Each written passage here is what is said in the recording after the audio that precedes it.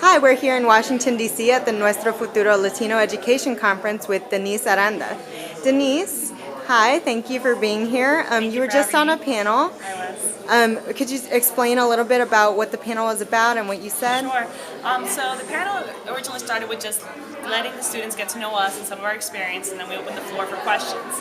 And I was really happy that some of the students had the courage to come up and ask some very difficult questions, and hopefully we were able to provide some insight as to how they can plan for their future, how they can achieve their goals, and how they can get rid of peer pressure. So hopefully we got through a bunch of them. And now you work at NASA, correct? At a research center. Co-op. Yes. So how did working at NASA as an intern and those experiences while you were in college, how did that help you prepare for your career now? So very interesting. So I would have not been able to get this job had I not done internships. The way that NASA works, they almost want to test drive you before they hire you, and that's kind of the case. So that you go through all these internships, and one, it's good for you as a person because you develop your skills and you develop your resume, and even if you choose not to go to NASA, you have that strong foundation that says, I worked at NASA for this internship, look what I've done, and I'm only 20 years old. So that helps. And then if you go through these internships and you test drive NASA as well, because you're both trying each other and you find out that this is something that you love, then you keep coming back. And so there's a position open, like for me, and I fought and pleaded until there was one finally open because with the budget the way it is, and I finally got the graduate co-op. So I would encourage everyone to apply, because even if you go there and you find out you don't like it, it's going to look good on your resume. And if you go and you like it, it can change your life. So definitely apply for internships. Now, the NASA MUST Scholarship Program is a really prestigious, competitive program to get into. What would you recommend to students that maybe they apply, maybe they don't get in, or they miss the opportunity, the deadline? What are some other opportunities that they can make up for it to still be competitive? Absolutely. And I actually talked about this a little bit during the panel. You've got to be persistent. The competition is so fierce. I mean, a lot of the times we have thousands of applicants for one internship position. And you wish you could take them all, but you can't. So what I encourage everyone to do is to please just apply, because a lot of the times we would love to take you, but we just have budget constraints and we can't.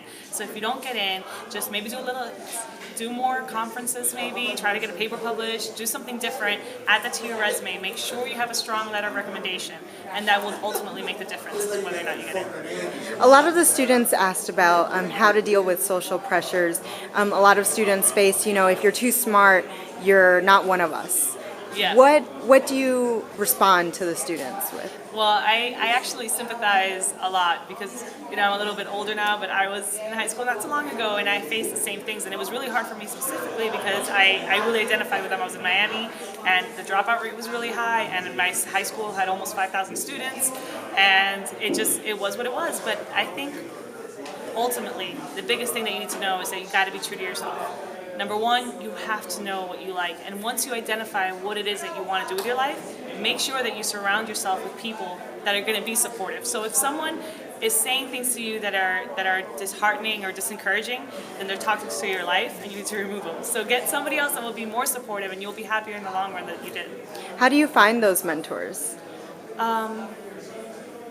Well, for starters, if you're in college, and the way I met a lot of my friends, you have similar interests. So if you're both studying calculus, for example, then you're going to have a group of friends that, okay, we're kind of in this mindset. If you love to dance, or if you like to do karate or something, an activity, you find other people that are like that, and you surround yourself with them, and make sure that they're in tune to develop you as a better person, and as a better friend, and as a better worker, and ultimately lead to your happiness.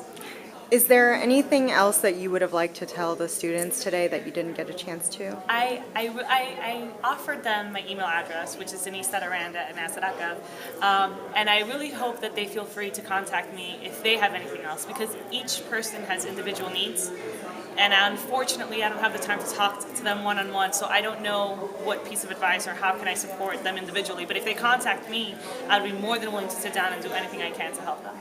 Yes, and students can also email NASAAussie@HispanicFund.org with any questions. Absolutely. And we can always get the answers for you. Thank you. Thank you very much.